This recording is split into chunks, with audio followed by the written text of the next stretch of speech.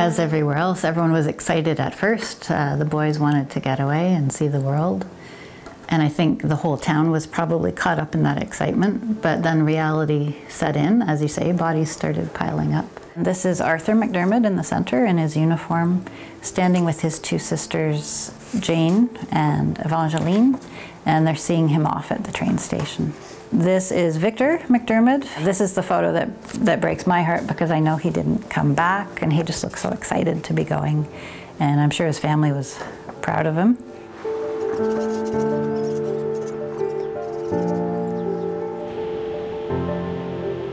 This is the Sudbury Mining News. Harold, Victor, and Arthur McDermott, sons of Mr. and Mrs. William McDermott of Carleton Place, and nephews of Mr. J.M.E. Lavallee of the Sudbury Mining News staff, have enlisted for service abroad. Harold was 20 years of age last January, Victor was 18 in February, and Arthur was 16 on the 17th day of last April. The boys will have strong claims to present as being the youngest, or at least among the very youngest soldiers of the Empire. That seems so sad that that's your claim to fame. They come from good fighting stock, however.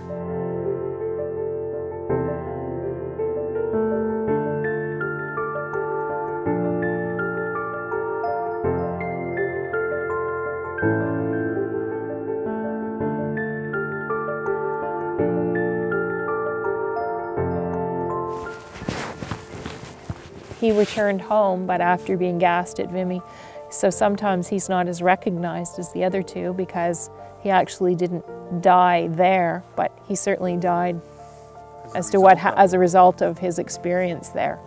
And then on the other side, it talks about where the other two are.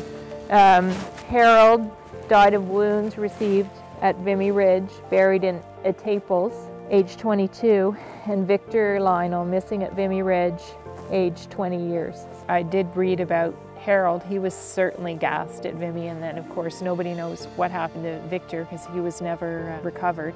So we have Harold, Arthur, Victor, and then there's our grandpa Leo.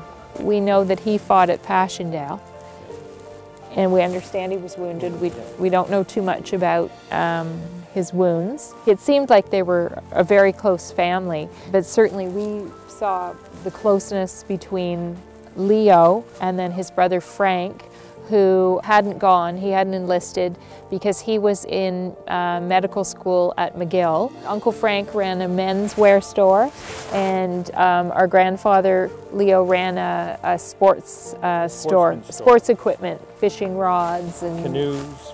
The percentage that had gone off to fight was a huge percentage. Per capita versus other areas. Yeah, because it was a tiny town, and then a large number of them went off, and there was, I don't know how many were killed, but quite a few by the list there.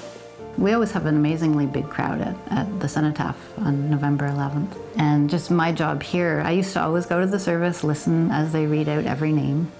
But now that I've researched them and know what they looked like, and you hear those names being read, and it affects you much more because they were real people to you. So my job here is to make them real to everybody.